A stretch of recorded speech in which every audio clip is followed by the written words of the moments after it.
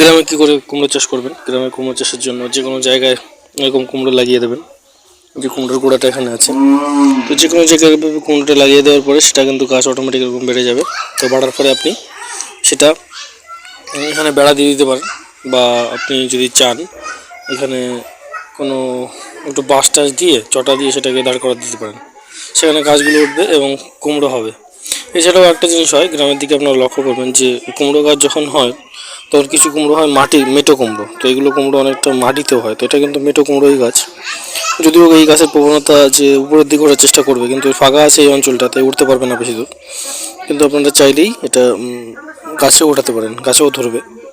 গাছে তো নয়, মাচাল বা চাল যেটাকে বলেন। তো এছাড়াও এটা মাটিতেও হবে মেটো কুমড়ো। যদিও আমরা এটা রাখবো না এখানে ঘরের কাছাকাছি, তো এটাকে কেটে ছেড়ে দেবো।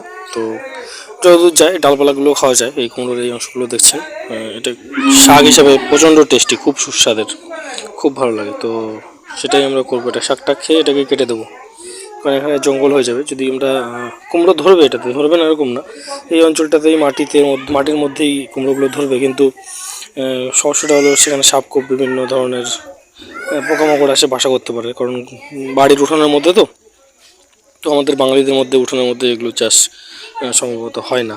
এই জন্য এটাকে রাখা হবে না। তো কেন আপনারা দেখছেন কত সুন্দর কুমড়ো গাছটা কিন্তু রয়েছে। এটাকে বলে আছে কী বলে, এটা দ্বারাই ওরা আঁকড়ে ধরে, যে কোনো জিনিস আঁকড়ে ধরে উপরের দিকে ওঠার চেষ্টা করে, উপরের দিকে ওঠে খুব সুন্দর করে। খুব ভালো জিনিস, কিন্তু এটা অনেকের কাছে এটা অজানা। এটাকে বলে এক প্রকার সিদ্ধারা টাইপের, এটাকে আটকে ধরে। তো দেখতে পেলেন কুমড়ো ভিলেজ লাইফের ভিডিওতে আপনাদের জন্য আজকের এই পর্বের এটুকুই। ফিরছি খুব তাড়াতাড়ি নতুন একটি কোনো ভিডিও নিয়ে। ততক্ষণের জন্য সকল বন্ধুদেরকে এই ভিডিওতে এখানে বাই বাই টাটা বলে আমার বক্তব্য এবং আমার এই ভিডিও এখানেই শেষ করব। ফিরে আসবো খুব তাড়াতাড়ি। আপনারা সাপোর্ট করার জন্য একটি লাইক এবং কমেন্ট করতে পারেন। ধন্যবাদ।